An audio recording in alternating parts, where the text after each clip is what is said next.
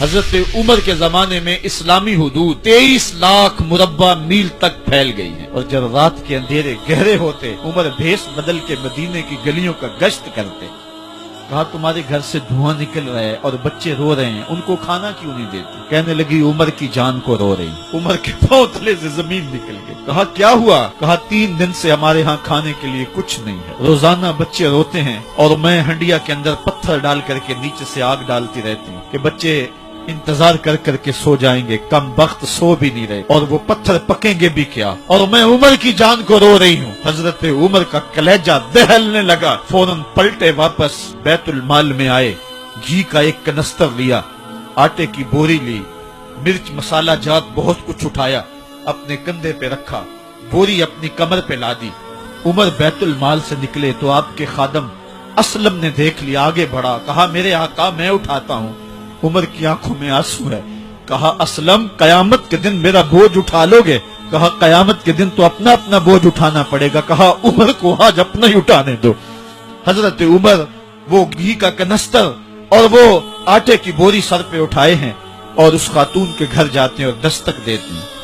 وہ جب دیکھتی ہے اس کی جان میں جان آ جاتی ہے۔ کہا جلدی جلدی آٹا گوندو، اور عمر سبزی کاٹنے لگ جاتے ہیں۔ حضرت عمر رضی اللہ تعالی عنہ سبزی تیار کر دیتے، ادھر آٹا گند جاتا ہے، اور پھر اوپر چولہا رکھا جاتا ہے، چولہے کے اندر آگ رکھی جاتی ہے، وہ کھانا پکانے لگتی ہے، آگ بجھتی ہے۔ تاریخ نے لکھا ہے آگ بجھنے لگتی ہے، عمر جھک کر کے پھونکے مارتا ہے، عمر جھک جھک کے پھونکے مارتا ہے۔ کھانا پک گیا اور بچوں کے سامنے کھانا رکھ دیا، بچے کھا رہے ہیں۔ اب بچے رو رو کے نڈال ہو چکے تھے۔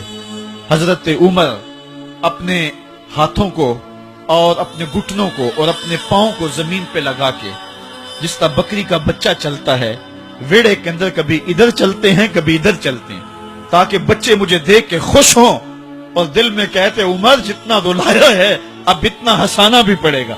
تو کبھی عمر امیر المومنین، یہ میں کسی آج کے جو ہے وہ لوگوں کے ووٹوں پہ منتخب ہونے والے حکمران کی کہانی نہیں سنا رہا، میں اس عمر کی کہانی سنا رہا ہوں جو 23 لاکھ مربع میل کا حکمران ہے، آدھی دنیا کا بادشاہ ہے۔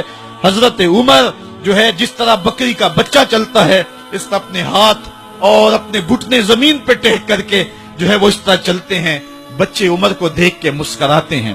جب بچے مسکرانے لگے تو حضرت عمر نے اس خاتون سے کہا بڑھیا عمر کو معاف کر دے۔ اس نے کہا تو اتنی ہمدردی کیوں کرتا ہے؟ کہا عمر بیچارہ بڑا پھنسا ہوا ہے، فکر ہے اس کو یرموک و فسطاط و حلوان کی، جب فتح ہے مصر تو تیاری ہے ایران کی، آتے جاتے وفد سے ملاقات بھی کرتا ہوگا اور شب کو معلوم حالات بھی کرتا ہوگا، کانٹوں میں الجھی ہوئی بیچارے کی جان ہے، نیند اس کو بھی آتی ہے، آخر وہ انسان ہے، میری بہن عمر کو معاف کر دے۔ اس نے کہا نانا عمر کی بات میرے سامنے نہ کر، قیامت کا دن ہوگا، عمر کا گریبان ہوگا اور میرا ہاتھ ہوگا۔ جب اس نے یہ بات کہی تو عمر برداشت نہ کر سکے، بچوں کی طرح بلک بلک کر رونے لگے۔ کہا وہ بد نصیب عمر تیرے سامنے ہے، آج ہی کہلا جو کہنا ہے، قیامت کے دن مجھے معاف رکھنا۔ اس نے کہا تو عمر ہے؟ کہا بد نصیب عمر تیرے سامنے کھڑا ہوں۔ میرے عمر کہتے ہیں اگر دجلہ کے کنارے ایک بکری کا بچہ بھی پیاسا مر گیا، اس کا حساب بھی عمر سے لیا جائے گا۔